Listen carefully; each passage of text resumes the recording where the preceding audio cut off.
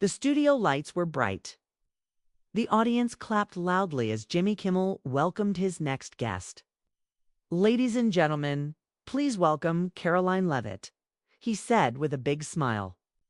She walked out, calm and confident, dressed in a sharp blue blazer and holding a small folder in her hand. Jimmy stood up, gave her a quick handshake, and both sat down on the familiar late-night stage. The audience was expecting jokes and light political jabs, as always.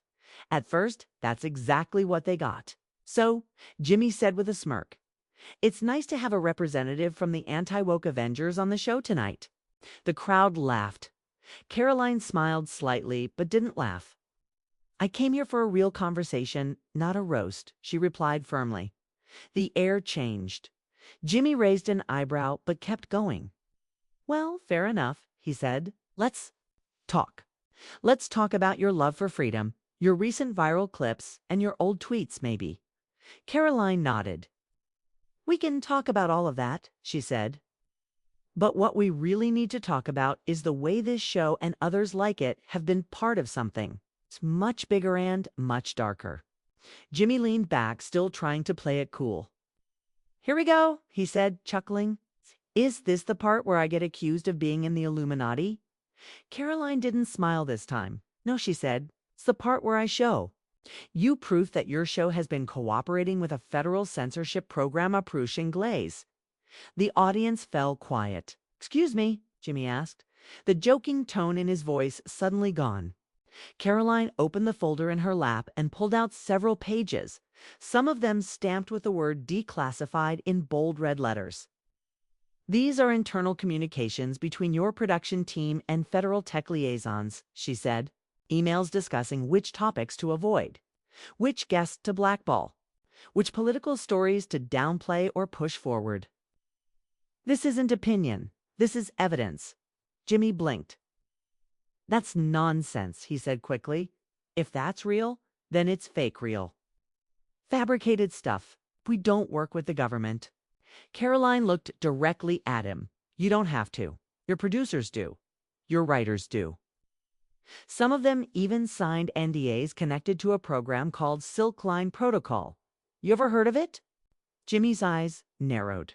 "You're playing a dangerous game, Karoline." She leaned forward, her voice steady. "No. What's dangerous is lying to millions of people every night and calling it comedy." The crowd didn't know how to react. Some people whispered. Others looked confused. The camera zoomed out slightly, catching the tension in the room. Then something strange happened. The large screen behind them, which usually displayed light animations or promo clips, flickered. For a brief second, black text on a white background flashed, words appeared: Silkline Protocol, restricted access, level 3 clearance required. Then it disappeared.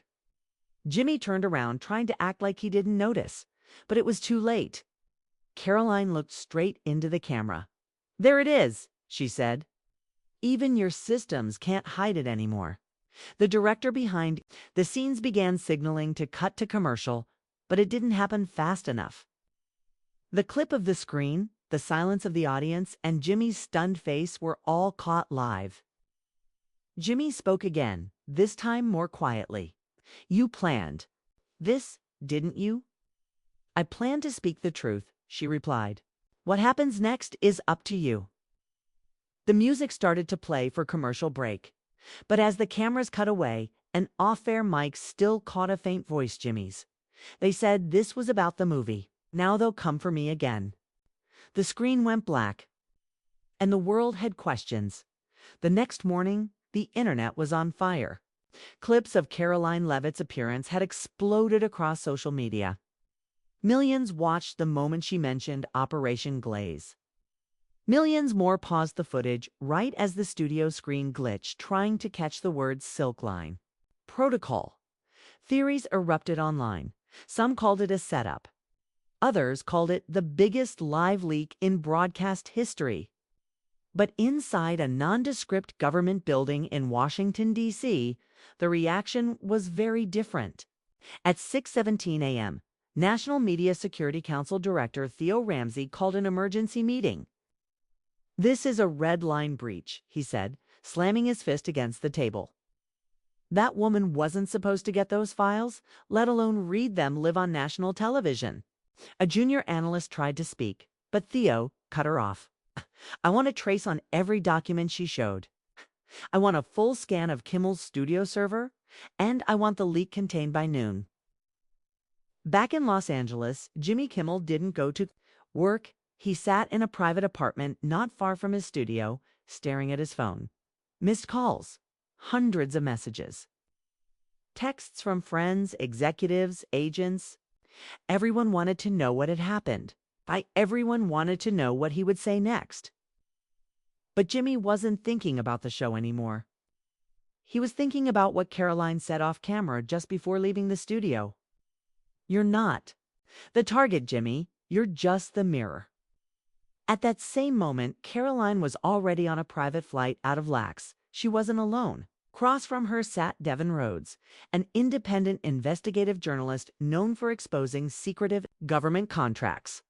"You didn't tell me it was that deep," Devin said, holding a USB drive Karoline had handed him after the taping. "I didn't know until 2 hours before the show," she replied. "A man I've never met slid it under my hotel door. There was no note, just a silver envelope with the initials CRA on the seal." Devin nodded slowly. "Central Records Archive. That's real shadow agency territory. Not even FOIA requests work on them." Karoline looked out the window. They've been scrubbing the truth for years. The Silk Line Protocol is just the delivery system. Operation Glaze is the front. But there's something deeper, something they're hiding behind layers of noise. Devin pulled out his laptop and started decrypting the USB files. As lines of code and folders unfolded on the screen, he whistled softly. This isn't just about media manipulation," he said. "These are foreign contracts. It's transfer, logs, military-grade data routing through entertainment platforms. Karoline, this is a weapon." Karoline leaned in. "We need to verify it, and we need to expose it carefully." Meanwhile, back in D.C., Theo Ramsey stood in front of a secure screen watching news segments from CNN, FOX, and BBC all reporting on the Kimmel meltdown. But one feed, a private intelligence broadcast only available to high-clearance officials, showed something else. A still image. Jimmy Kimmel, shocked, staring at the screen as it flickered. Behind him, an email dated 2021. It read, "Silk Line activation confirmed. Kimmeline prepared for narrative maintenance. Weekly protocol in effect." The signature was redacted. But Theo knew exactly who had sent it. He picked up the secure line and made a call. "It's time," he said. "Activate the Echo protocol. And get me CRA. We have a situation." Across the country, viewers still debated whether Karoline had staged the whole thing. Conspiracy forums lit up. Hashtags like #Glazegate and #SilkLineLeak trended globally. But inside her head, Karoline knew something darker was brewing. The data from the USB hinted at coordinated content surveillance not just in the US, but also in allied nations Germany, Japan, even Canada. The media wasn't just filtering stories. It was predicting public reactions before they happened, adjusting content in real time to prevent unrest, or worse, to direct it. Devin stared at a folder marked Mirror Cells and whispered, "This isn't journalism anymore. This is psychological warfare." The plane began to descend. Their destination, a private safe house in Colorado. There, Karoline would meet a former intelligence officer who once oversaw Silk Line's early testing phase and who had vanished years ago under strange circumstances. As the wheels touched down, Karoline opened her phone. A new message blinked. On the screen, no sender. It's just 6 words. "Stop now, or they erase everything." She showed it to Devin. He nodded grimly. "They've already seen us," he said. Karoline took a deep breath. Then it's already too late to turn back.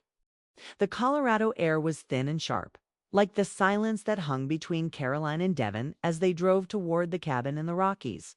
The GPS didn't show this road. No cell signal. Just a hand-drawn map from a contact known only as Langston. He was a ghost former psychological warfare expert with the National Behavioral Operations Task Force. Rumor had it he helped draft the first version of Silkline before defecting.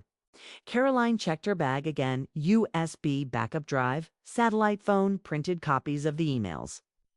And the declassified pages she'd never meant to show on live television. "We need to know how deep this goes," she said without looking up. Devon glanced at her. "Do you mean how far you've already gone?" "That stage what you said it wasn't just brave, it was dangerous. They won't forget it."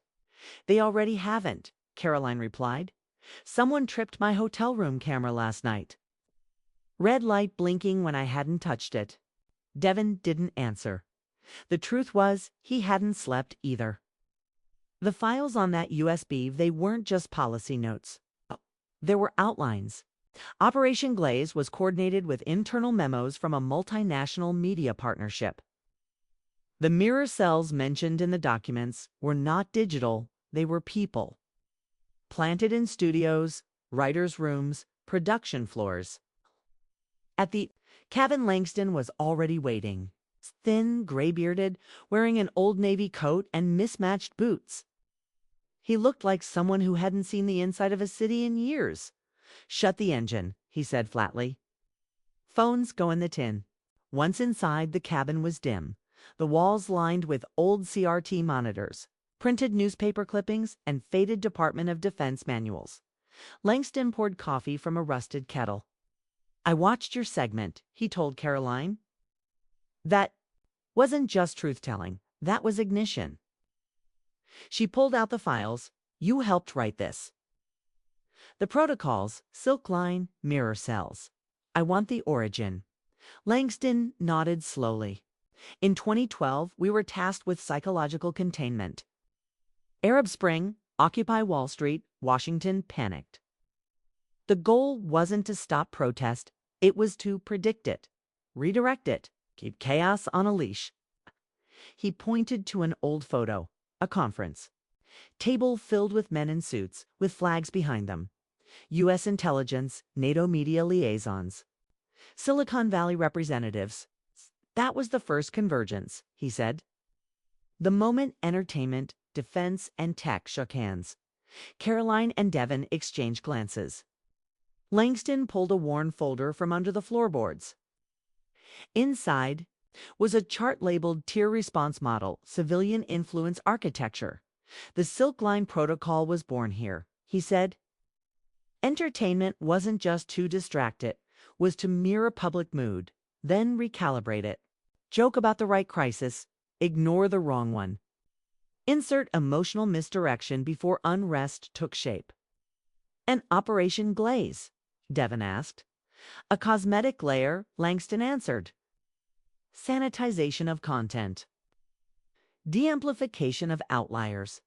Jimmy Kimmel's production crew didn't even know. They were given bullet points. Ratings just happened to rise when they followed protocol. Karoline leaned in.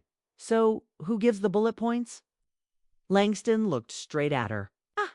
The Central Records Archive, but they're just the couriers. The orders come from higher." He pressed play on a dusty VHS deck. Static filled the screen. Then a clip, a never-aired pilot from a news show. A young anchor reading scripted lines, then flinching when a message popped on his prompter. Mid-broadcast, tone too aggressive. Dial back, smile. Langston paused it. Real-time behavioral management. It wasn't tested on civilians first. It was tested on anchors. Karoline stared at the screen, and now it's out of the lab. At that moment, Karoline's satellite phone buzzed an emergency signal from Devon's secure cloud server. Someone had tried to access the drive remotely. "Langston?" "Stood. They found you." Outside, a black drone passed over the tree line, silent, watching. Devon pulled down the blackout curtains. They're tracking file pings. Karoline grabbed the USB and backup drive. We need to move. Where? Langston asked. To someone still inside, Karoline replied. A source still embedded. There's one name in the emails I recognize. She pulled a printed page from her jacket.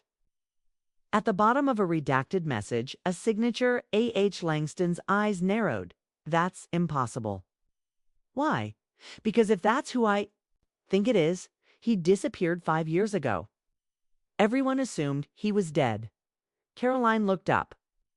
Then we better find him before they do. The drone turned sharply and vanished behind the mountain. But inside the cabin, something had shifted. The story was no longer just about media manipulation. It was about global emotional control, content as programming, viewers as test subjects. And Karoline Leavitt had just ripped the mask off the system. Now, the system wanted her gone. Snow crunched beneath their boots as Karoline, Devon, and Langston moved fast through the pine forest. They had ditched the car a mile back, left no digital trace, and moved only by compass and Langston's memory. The mountain air was biting cold, but none of them noticed. The heat of what they'd uncovered was burning too hot. They were searching. For one man, A.H. codename Archer, once the lead psychological strategist for Silkline, officially declared dead after a car explosion in Geneva 5 years earlier. But Karoline had found something in the email's metadata tag signed with his old clearance ID. Someone was still using it. Someone alive? He was the only one who left with doubts, Langston muttered. We thought he tried to blow the whistle. But his death was staged too perfectly. To clean. Maybe he staged it himself, Devon said. Maybe he wanted out. Or maybe someone else wanted him gone, Karoline added. The three stopped at a narrow wooden bridge that crossed a frozen stream. Langston knelt and brushed. Aside snow. There was a carved mark in the wood 3 lines and a curve. That's his, he said. Keep moving.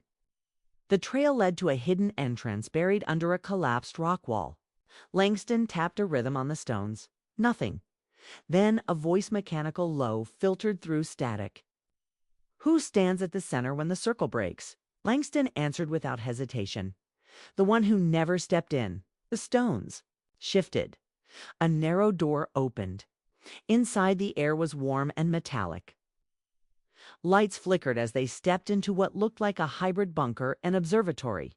Screens lined the walls, news broadcasts in every language, facial tracking systems, live polling feeds, sentiment analysis, graphs pulsing like heart monitors. And then he appeared. A man in his late 50s, white hair pulled back, thin glasses, sharp eyes that had seen too much. I knew you'd come eventually, Archer said. I just didn't expect her to come with you. He looked at Karoline. I watched your interview, he said. That wasn't exposure. That was war. Karoline nodded. You were the only one who could write those sequences, the humor filters, the empathy suppressors. I read your notes. You hated it. I still do, Archer replied. But you don't just leave the system. You survive it. He led them deeper into the bunker, past servers and rows of old hard drives. He pulled one from a hidden vault. This is the original deployment algorithm, he said.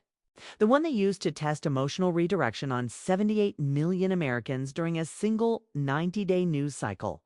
What was the test? Devon asked. Simple, Archer said. See if the public could be made to laugh at their own erosion of rights.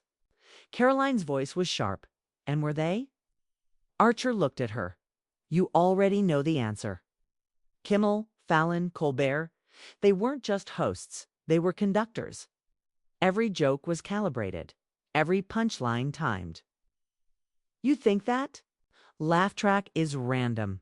Karoline's hands trembled slightly. The email's Silkline loop injection. What is it? Predictive empathy buffering, Archer said. It uses emotional data to interrupt rage with laughter. Every time you were about to get angry, something absurd would trigger a shift. You'd chuckle and forget.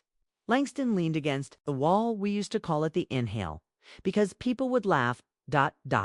and never exhale the truth.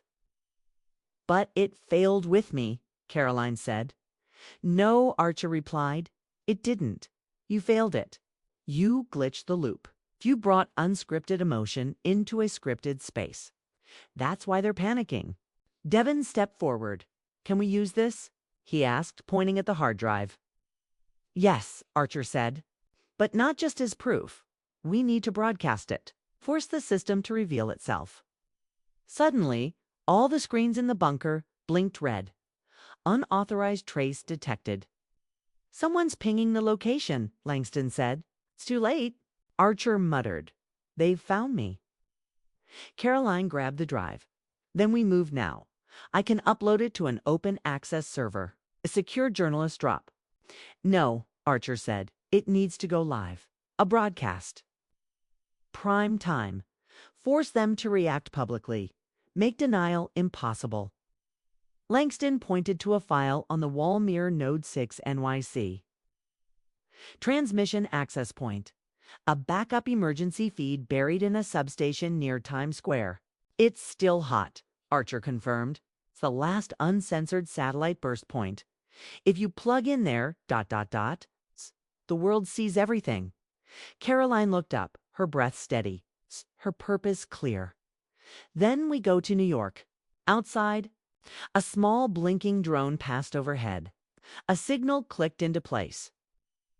And far away, inside a glass tower in D.C., a red phone lit up. She's moving, said a voice. The reply was cold. Then it's time we do too. The rain in Manhattan felt unnatural, too warm, too steady. As if someone had turned on the city's sprinkler system to cleanse something no one could see. Karoline, Langston, and Devin moved quickly through side streets, avoiding cameras, satellites, and drones that might trace their position. The hard drive was wrapped in copper mesh inside Karoline's coat. They were 11 blocks from the transmission site, 11 blocks from detonating the biggest information leak in modern history. Across the East River, black SUVs rolled silently toward the city. In a fortified building 2 miles away, a boardroom filled with shadowed faces stared at a screen showing Karoline's last known location. The room belonged to Dominion Directorate Group, a privatized intelligence contractor, born from a secretive desiccator. Merger between old Cold War agencies and newer digital influence firms. She's using Mira Node 6, said a man in a dark suit. We thought it was decommissioned. It wasn't, replied the woman leading the room. Her voice was crisp, British. Archer kept it alive. Case we came for him. The man frowned. Should we intercept? No. Let her plug it in, and when she does, we flood the feed with false data. We make her look like a traitor. Another screen lit up Jimmy Kimmel's face. A network producer was briefing him live from a teleprompter. She's resurfaced. The producer said they want you on air in 30 minutes. Say she's distributing Russian disinformation. Kusta. Tired of 2020. Jimmy looked tired. For the first time in his career, he didn't feel funny. Back in the underground of Times Square, Karoline crouched at the sealed door of the substation. A biometric scanner blinked. Archer's backup code had worked. The metal door groaned open. Inside, the station looked abandoned, dusty consoles. Flickering lights, decades-old hardware humming with forgotten power. But in the far corner sat a clean panel. Red light, still active. Langston stepped forward. You plug that drive in, there's no turning back. Karoline nodded. We already passed the point of return. Devin connected the drive. The system booted. 2 life holograms popped up. Old FBI archives, encrypted Silkline emails. Video clips of internal briefings.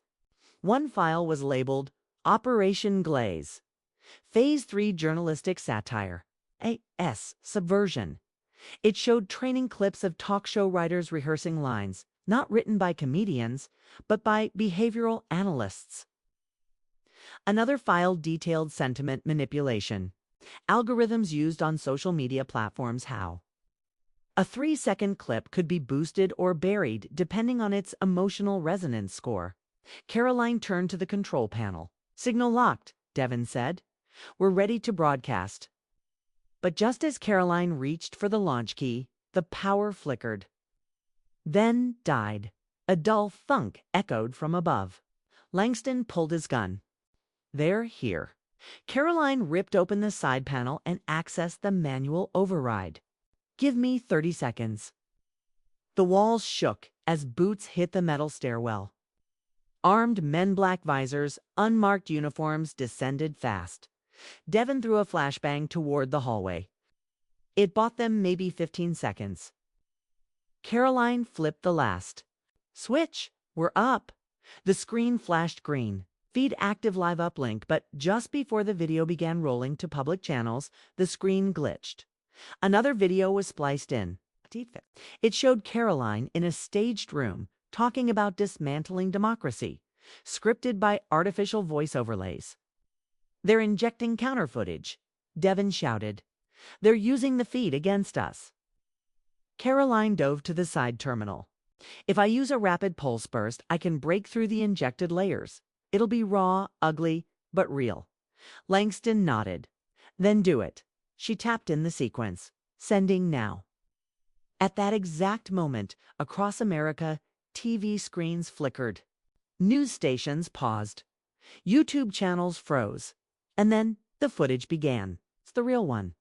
It showed Operation Glaze's internal documents, emotional suppression trials, and files marked Leavitt Protocol, undermine and discredit a campaign launched by Dominion to destroy Karoline's public image through psychological warfare. Planted tweets, fake scandals, and manipulated search engine results. Then came the final clip. It was Jimmy Kimmel rehearsing a monologue not written by his team, but dictated line by line from a classified server, signed off by the Media Sanitation Counselor shadow entity under the National Security Directorate. The world watched, some laughed, others cried. But no one could unsee it.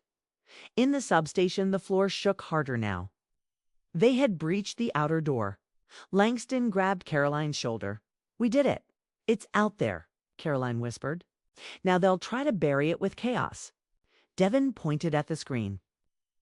A global viewer count was ticking upward. Millions watching. Dozens of foreign languages appearing. The world had tuned in. Langston led them toward the emergency tunnel. But before they escaped, Karoline turned back and stared at the screen. I didn't come for the light, she whispered. I am the light. The tunnel door slammed behind them. In a penthouse above Los Angeles, Jimmy Kimmel stared at his own face on TV, speaking words he never wrote. He dropped his glass. For the first time, the world stopped laughing. The tunnel was narrow, damp, and old, probably built during the Cold War as part of an emergency broadcast escape route. Karoline, Langston, and Devon moved quickly, the hum of distant helicopters and sirens echoing above them. The broadcast was out there now, but that didn't mean they had one. In fact, things were only getting worse. Above ground, the media. War had exploded. Major networks split into two camps, those claiming the video was authentic, and those calling it the most dangerous cyber hoax in American history. Dominion Directorate Group released a counter-statement within minutes of the leak, calling Karoline a rogue intelligence manipulator using deepfakes and foreign malware. They even staged a fake arrest footage showing a doctored clip of Karoline being apprehended in a different city. But it was too late. The footage had already spread globally. In London, journalists at The Guardian were verifying the timestamps of the leaked Silk Line emails. In Berlin, tech watchdogs confirmed the biometric logs from Dominion's internal servers. And in São Paulo, Karoline's old hacker contact, Arlo, had released a full backup of the raw files to a decentralized mirror across 200 nodes in 27 countries. Truth was out. And truth had teeth. Still in Washington, D.C., the panic was growing. Inside a classified underground chamber beneath the Capitol, a crisis meeting was underway. Heads of intelligence, senior tech advisors, media executives, and one visibly shaken senator sat at a round table. On the screen, paused footage of Jimmy Kimmel reading off the classified script. This could unravel 20 years of information. Architecture? One advisor whispered. Another said, "We're not worried about her truth. We're worried about what else she knows."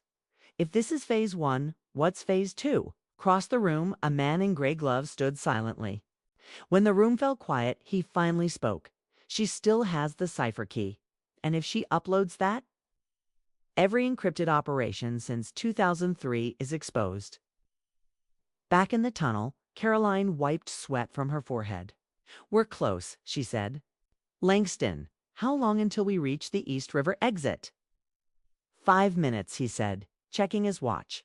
"If they don't flood the tunnel first." Devon looked back. "They know where we are. These tunnels are mapped." Karoline took a breath. "Then we don't outrun them. We outsmart them." She pulled out a second hard drive, thinner, wrapped in blue insulation. This is phase two. It's not just files. It's the cipher key. Langston's eyes widened. "I thought that was a myth. It was until Archer gave it to me 6 months ago." The cipher key wasn't just a tool.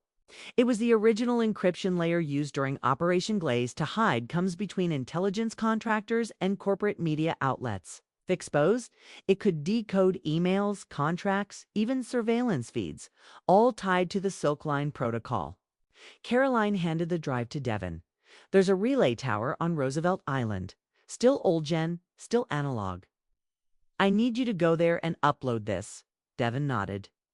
"What about you? They'll follow me. I'll be the noise. You'll be the signal." Langston placed a hand on Devon's shoulder. "Be fast. Be invisible."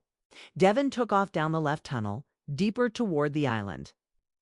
Karoline and Langston turned right, toward the decoy point.